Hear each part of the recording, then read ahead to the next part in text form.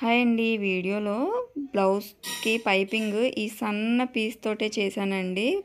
Front and back నెక్స్‌కి ఎలా చేశానో చూడండి స్కిప్ చేయకుండా. ఇదిగోండి ఈ సన్న పీస్ అనమాట బ్లౌజ్ పార్ట్‌లో శారీ క్లాత్‌లో కట్ చేశారు. ఇక అది కట్ చేయగా మిగిలిన బ్లౌజ్ పీస్ మీద ఈ బ్లౌజ్ పీసెస్ లైనింగ్ ఫ్యాబ్రిక్స్ అన్నీ ఈ విధంగా వేసేసి దీని ప్రకారం కట్ చేసేసేయాలి. మనం ఇలా అడ్డంగా వేసుకుంటే బ్లౌజ్ పీస్ నిలువుగా కాకుండా మనకి అతుకులు అనేది పడదనమాట. బ్లౌజ్కి హ్యాండ్స్కి కానీ ఫ్రంట్ పార్ట్కి కానీ అలా కాకుండా ఈ బ్లౌజ్ పీస్ని నిలువుగా కనుక వేసామనుకోండి క్లాత్ అడ్జస్ట్ చేయాల్సి వస్తుంది. ఇప్పుడు ఈ సన్న క్లాత్ని 4 ముక్కలు కట్ చేసి ఇలాగా మొత్తము కూడా అటాచ్ చేశాను. ఇప్పుడు ఇది ఇలా క్రాస్గా పెడితే మనకి పీసెస్ అనేది క్రాస్గా వస్తాయి అన్నమాట. సో మనం బ్లౌజ్ పీస్ మీటర్ ముక్కని పైపింగ్ థ్రెడ్ ఎలా కట్ చేస్తామో అలాగా దీన్ని నేను ఇలా స్టిచ్ చేస్తాను అనమాట. పైపింగ్ క్లాత్ ఎలా స్టిచ్ చేస్తామో అలాగా స్టిచ్ చేస్తున్నాను అనమాట. ఒకవైపు ఈ విధంగా స్టిచ్ చేసేసి, అంటే మొత్తం అన్నీ క్రాస్గా కట్ చేయాలంటే కుదరదు కదా ఈ చిన్న పీసు. సో అందుకని అతుకులు అయితే పడినాయండి, బట్ ఆ అతుకులు కుట్టినాకేమీ కనిపించలేదు. సో దీన్ని ఈ విధంగా ఫోల్డ్ చేసి స్టిచ్ చేస్తున్నాను అనమాట. ఇలా 4 పలకలుగా వేసి స్టిచ్ చేస్తాం కదా పైపింగ్ క్లాత్ ఏ విధంగా కట్ చేసి కట్ చేస్తాము. ఓకే, కట్ చేయము పైపింగ్ క్లాత్ని. 4 పలకలుగా ఉండేటట్టు చూసుకొని ఇలా 4 ఫోల్డ్స్ వేసి 2 వైపులా స్టిచ్ చేసేస్తాము. ఒకవైపు ఇలా ఫోల్డ్ చేసేసి ఒకవైపు దీన్ని ఈ విధంగా ఫోల్డ్ చేస్తాం కదా, ఫోల్డ్ చేసి దీన్ని హాఫ్కి ఫోల్డ్ చేస్తాము.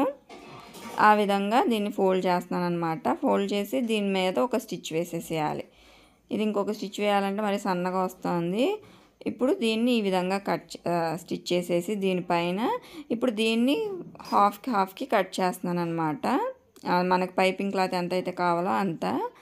అయితే దీన్ని ఏం చేస్తానంటే నేను పైపింగ్ థ్రెడ్ వేసి స్టిచ్ చేయలేదన్నమాట. ఎందుకంటే బాగా పల్చగా ఉంది క్లాత్. పైపింగ్ థ్రెడ్ వేస్తే పైపింగ్ థ్రెడ్ అనేది వైట్గా ఉంటుంది కదా, ఇది కనపడుతుంది అనమాట. సో ఇది కొంచెం ఎక్కువగా ఉంది కాబట్టి దీన్ని మళ్ళీ హాఫ్కి కట్ చేసాలండి. ఎందుకంటే మనం ఫోల్డింగ్ దగ్గర కట్ చేసాం కదా, అటువైపు ఇటువైపు ఫోల్డింగ్ దగ్గర కట్ చేసాం కాబట్టి దీన్ని మళ్ళీ ఓపెన్ చేసి మళ్ళీ కట్ చేసుకోవాలి. ఈ మిడిల్ పార్ట్స్ ఒక్కటే కరెక్ట్గా వచ్చినాయి అనమాట. ఇదిగోండి ఇది ఇలా కట్ చేసాం కాబట్టి మనకి ఇన్ని అతుకులు ఒకేసారి వచ్చేసినాయి. అదే మనం ఫస్ట్ చూపించిన క్లాత్ని హాఫ్ అదే క్రాస్గా పెట్టి కట్ చేస్తే మనకి చాలా అతుకులు అనేది పడుతుంది అనమాట. అందుకని చెప్పి నేను ఈ విధంగా ట్రై అయితే చేశాను. ఇప్పుడు ఇది ఇలాగా మొత్తం పైపింగ్ క్లాత్ అనేది మొత్తము కూడా రెడీ చేసుకొని మనము నెక్ అనేది జాయిన్ చేయాలన్నమాట. ఇప్పుడు బ్యాక్ నెక్ మొత్తము అటాచ్ చేసేసాను, మెయిన్ ఫ్యాబ్రిక్ లైనింగ్. ఇదైతే మనం ఎక్కడ కుచ్చు పెట్టవసరం లేదండి, స్ట్రైట్ పీస్ అయితే కాదు, మొత్తం క్రాస్ పీసే వచ్చింది. ఇప్పుడు దీనికి మెయిన్ బ్యాక్ నెక్కి అటాచ్ చేసేస్తున్నాను. ఇది క్లాత్ ఎలా ఉందంటే నేను అసలు క్లాత్ చూస్తే ఒప్పుకునేదాన్ని కాదు, బట్ ఎంత మెత్తగా ఉందంటే దానికి తోడు పైపింగ్ కూడా వేయమని చెప్పారు. సో ఆ క్లాత్ అటాచ్ చేయటం ఒక ఎత్తు అయితే పైపింగ్ వేయటం ఇంకొక ఎత్తు అనమాట. ఇది మొత్తం వేసేసినాక రౌండ్స్ దగ్గర చిన్నగా టక్స్ పెట్టుకోవాలి. ఇదిగోండి ఎంత పలసగా ఉందో, చిన్నగా రౌండ్స్ దగ్గర కట్స్ పెట్టుకోవాలి ప్రతి దానికిను. ఏ పైపింగ్ వేసినా సరే కోణం పైపింగ్ అనుకోండి, కోణం దగ్గర కట్స్ పెట్టుకోవాలి.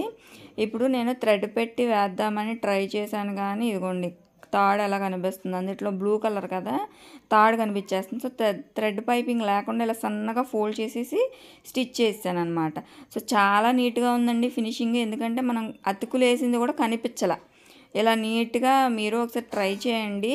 లోపల బ్లూ కలరే కాబట్టి అచ్చు పైపింగ్ వేసినట్టే వచ్చింది, చాలా నీట్గా కూడా వచ్చిందనమాట.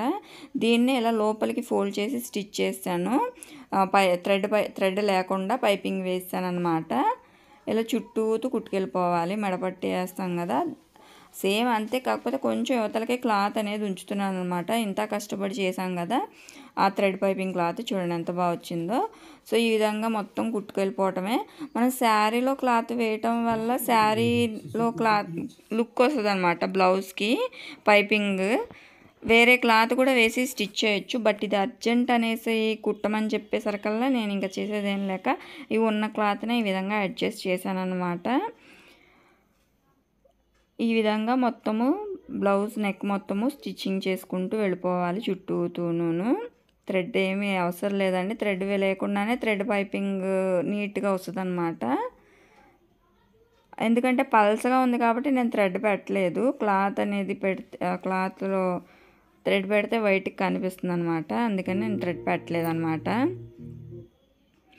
మీకు కనుక ఈ వీడియో యూస్ఫుల్గా ఉంటే ప్లీజ్ సబ్స్క్రైబ్ మై ఛానల్. అలానే ఛానల్కి ఈ వీడియోకి ఒక్క లైక్ అయితే ఇవ్వండి. ఈ విధంగా మొత్తము కుట్టుకెళ్ళిపోవడమే. ఇక్కడ చాలా అతుకులు పడినాయి కానీ ఇలా కుట్టడం వల్ల అతుకులు ఏమీ కనిపించలేదండి. కలిసిపోయింది క్లాత్లోని ఈ విధంగా కుట్టడం వల్ల. ఇక్కడ ఏంటంటే కొంచెం ఆ క్లాత్ అనేది అడ్జస్ట్ అవ్వట్లేదు అనమాట సన్నగా, అందుకని ఇంత టైం పడుతుంది. నేను ఎక్కడ ఫాస్ట్ ఫార్వర్డ్ పెట్టలేదు, మీకు డైరెక్ట్ ఎలా కుట్టానో అలా చూపిస్తాను అనమాట. ఈ విధంగా కుట్టేసిన తర్వాత ఒకసారి ఓవరాల్ లుక్ అయితే చూడండి, ఇలా అయితే వచ్చిందనమాట. దీన్ని ఇప్పుడు బ్యాక్ సైడ్ తిప్పేసేసి ఈ క్లాత్ అనేది ఇటువైపు ఫోల్డ్ చేసి స్టిచ్ చేయటమే. ఒకసారి ఎలా వచ్చిందో చూడండి. ఇది బాగా హెవీ డీప్ బ్లౌజ్ అనమాట. నెక్ కూడా చాలా బ్రాడ్గా ఉంది. సో దీన్ని ఇలా ఫోల్డ్ చేసేసి స్టిచ్ చేసేసుకోవడమే, అంతేనండి. ఈ వీడియో నచ్చితే కనుక ప్లీజ్ లైక్ చేసి ఛానల్ అయితే సబ్స్క్రైబ్ చేసుకోండి. Thank you.